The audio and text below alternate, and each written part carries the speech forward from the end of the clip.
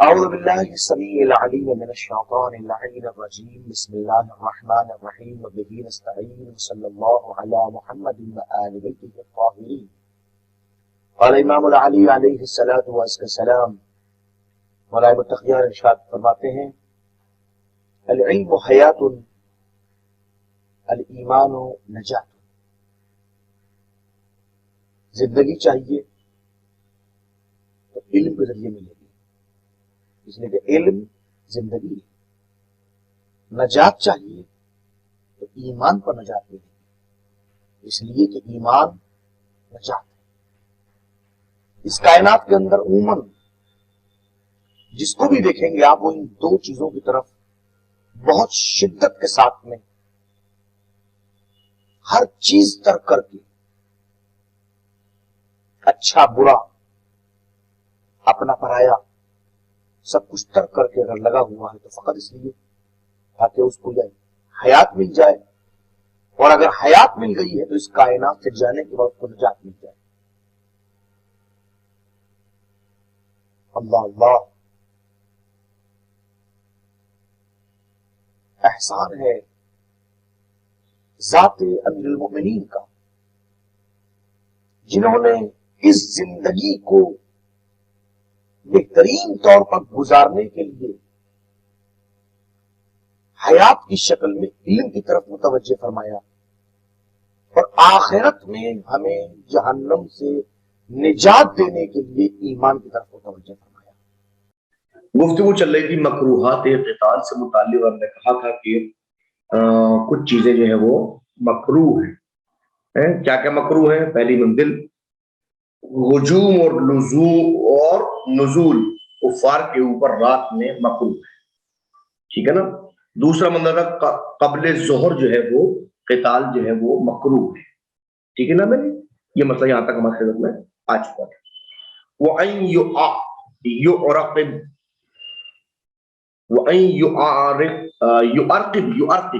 معاف کیجیے گا وَأَن يُعَرْقِبَ الْمُسْلِمُ الدَّابَّةَ وَلَوْ وَقَفَتْ بِهِ أَوْ أُشْرِفَ عَلَى الْقَتْلِ. گفتگو یہاں سے شروع ہو رہی ہے. وَأَن يُعَرْقِبَ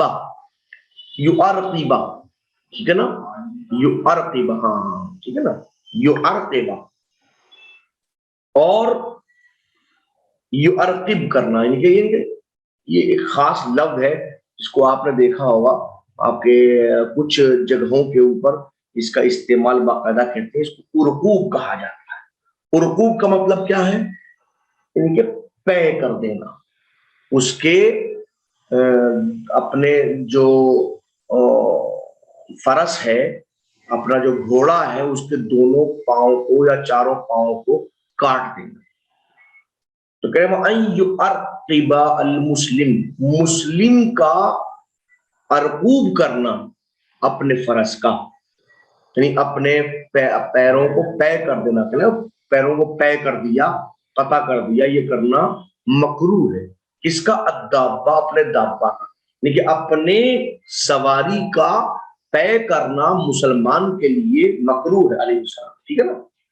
وَلَوْ وَقَفَتْ بِهِ، کس صورت میں؟ اب دیکھیے یہاں دیکھیے او اشرف علی القتل، اگر خاص طور پر اس منزل کے اوپر یہ مکروہ ہے انسان کے لیے کر دینا، لیکن کب؟ جب وہ رک رہا ہے، وہ ٹھہرا رہا ہے، وہ آگے نہیں بڑھ رہا ہے. فرض کیجئے انہیں اترے، انہیں اٹھا کے نابود طے کر دیا، یہ کرنا مکروہ ہے. ٹھہر ہی تو رہا ہے، پھر بھی کام کرنا مکروہ ہے. اور اشرف علی القتل، یعنی کہ اب انسان اپنے قتل میں شرافت چاہتا ہے، منزلت چاہتا ہے. سامنے والے نے کیسے قتل کیا؟ گھوڑے کا گھوڑے سے مقابلہ شرف نہیں رہ گیا، برابری ہو گئی. لیکن گھوڑے والا پیدل والے کو قتل کر ڈالا تو اس کی موت میں بھی شرف ہے کہ وہ لڑ رہا تھا، اگرچہ نیچے تھا مگر اس سے لڑ رہا تھا کہ جو بلندی کے اوپر تھا. قتل تو ہونا تھا اس کو، قتل ہو گیا تو کم از کم اس موت میں شرف پایا جاتا. تو وہ قتل کے اوپر شرف چاہتا ہے، اس لیے اس نے کرے. دونوں منزلوں کے اوپر یہ کام کرنا مکروہ ہے. ارقوب الفرس جو ہے مکروہ ہے، ٹھیک ہے نا. اپنے دابہ کو مسلمان کا کام کرنے کا مسلمان کرنا مکروہ ہے. وَلَوْ رَأَيَ ذَلِكَ صِلَاحًا، لیکن اگر اس ارقبہ کے اندر، ارقوب کے اندر کوئی مصلحت نظر آئے، زالت، تو زالت الکراہہ، کراہت زائل ہو جاتی ہے، جیسے کما فعل جعفر بن موطا، جیسے حضرت جعفر ابن ابو طالب علیہما السلام نے جنگ موطا میں کیا تھا۔ وہ اترنے کے بعد میں انہوں نے اپنے گھوڑے کو پے کر دیا، ٹھیک ہے نا، تو یہ کام کیا۔ تو یہ روایت موجود ہے مسائل شیعہ کے اندر چھٹے امام سے کہ جب جنگ موطا کا دن تھا تو جعفر بن ابو طالب جو اپنے فرس پر موجود تھے، جب ملاقات کیا آپ نے اور لشکر سے، تو فون اپنے فرس سے اترے، پر تلوار نکال کے سب سے پہلا کام یہ کیا کہ گھوڑے کو پے کر دیا۔ تو سب سے پہلے اسلام میں یہ کام کرنے والے کا نام جعفر بن ابی طالب۔ کیوں؟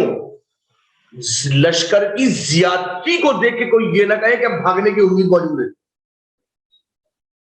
ہم آئیں، ہم بھاگیں گے نہیں۔ کاہے سے بھاگیں گے؟ گھوڑے سے، لو آؤ۔ وَلَوْ رَأْيَ ذَلِكَ سِلَاحًا زَالَتْ، زیادہ کراہت ظاہر ہو جاتی، کما فعل جعفر بن موطا۔ وَذَبْحُهَا أَجْوَدُ، اب یہ کہہ رہے ہیں کہ یہ ذبح دابہ زیادہ بہتر ہے، کس سے؟ بنسبت یہ کہ آپ اس کا ارقوب کریں، ارقبہ سے بہتر یہ ہے کہ آپ اس کو ذبح کریں۔ ظاہر ہے کہ وہ زندہ رہے گا، تڑپے گا، تو اس سے بہتر یہ ہے کہ آپ اس کو ذبح کریں۔ وَأَمَّا دَابَّةُ الْكَافِرِ، البتہ جہاں تک کافر کے دابے کا مسئلہ ہے، کافر کا گھوڑا ہے، کافر کا اونٹ ہے، فرض کیے اونٹ ہے نا، فلا کراہۃ فی قتلھا، تب یاد رکھیے اس دابے کے قتل میں بھی کوئی کراہت نہیں، کما فی کل فعل، بالکل ایسے جیسے ہر وہ فعل، ہر وہ کام، یؤدی الی ضعف، جو کام دشمن کے ضعف کا، کمزوری کا سبب بنے، وہ آپ کے لیے کر سکتے ہیں، اس میں کوئی کراہت نہیں ہے۔ وہ ظفر بے، اور ہر وہ کام جس کی بنیاد پر آپ دشمن کے اوپر کامیابی حاصل کر سکتے ہیں، آپ وہ کام کر سکتے ہیں، چونکہ دشمن پہ کامیابی مقصد ہے، اس بنیاد پر کام کر سکتے ہیں۔ جب اس میں کوئی کراہت نہیں تو لہذا دشمن کے دابے کو، دشمن کے سواری کو بھی قتل کرنا میں کوئی پریشانی نہیں، ٹھیک ہے نا۔ کتنی چیزیں ہو گئی؟ اب 3 چیزیں سامنے۔ والمبارزہ بین الصفین، اور مکروہ ہے کہ دونوں صف سے نکل کے مبارزہ اختیار کیا جائے۔ ہے کوئی میرا مقابلے پہ آنے والا؟ نکلے مومنین کی صف سے، مشرکین سامنے، کافرین سامنے، اور کھڑے ہو گئے، ہے کوئی میرے مقابلے پہ آنے والا؟ مبارز طلبی، یہ کرنا مکروہ ہے۔ کیسے؟ من دون اذن الامام، بغیر اذن امام کے، آپ اپنے آپ کو بہادر، شجاع اور جنگجو سمجھتے ہوئے بغیر اذن امام کے نکل رہے ہیں اور مبارز طلبی کر رہے ہیں، اب یہ کام کرنا آپ کے لیے مکروہ ہے، ٹھیک ہے نا۔ علی اصح القولین، 2 قولوں میں، اصح قولین کی بنیاد کے اوپر بغیر اذن امام کے مبارز طلبی مکروہ ہے۔ وقیل تحرم، دوسرا قول یہ کہ نہیں، یہ کام حرام، بغیر امام کا آپ نہیں نکل سکتے، ٹھیک ہے۔ وَتَحْرِمْ إِن مُنِعَ الْإِمَامُ مِنْهَا، اور یہی کام حرام ہے، یہی کام کرنا حرام ہے، حرام ہے مبارک طلبی، ان منع، اگر اس کام سے امام نے منع کر دیا ہو، امام نے کہا خبردار یہ کام نہ کرنا، مبارک طلبی نہ کرنا، اب امام نے جو کہہ دیا، تو یہاں حرمت کیوں آئی ہے؟ مبارک طلبی میں نہیں، امام کے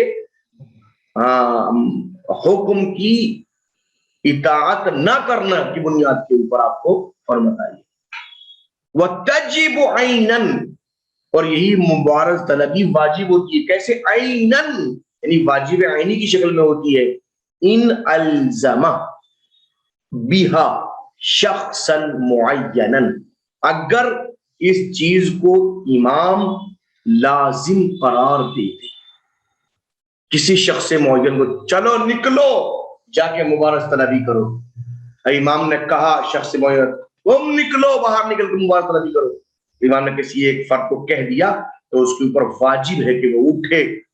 کون ہے میرے مقابلے پانے والا، آئے میرے مقابلے. صحیح ہے یہ بات معلوم ہے. وہ کفایتن، اور یہی وجوب بعنوان کفائی ہو جاتا ہے کب؟ ان امر بہا جماعت، اگر امام جماعتن، ان امر بہا جماعتن، اگر امام نے حکم دیا ہے، بہا کی دیکھ بلتے ہی مبارزے کی طرف، اگر امام نے مبارزے کا حکم دیا جماعتن، جماعت کے اندر ہے، لیقوم بہا واحد منہم، تاکہ جماعت میں کوئی ایک اٹھے اور کفایت کرے کہ چلو چلو مبارک طلبی کرو. تو اب سب کے اوپر واجب ہے، مگر سب پہ کیونکہ شخص معین کو نہیں کہا، عینی نہیں ہے، کفائی ہے، کوئی ایک بھی اٹھ کے جائے گا کام کر سکتا ہے وجوب.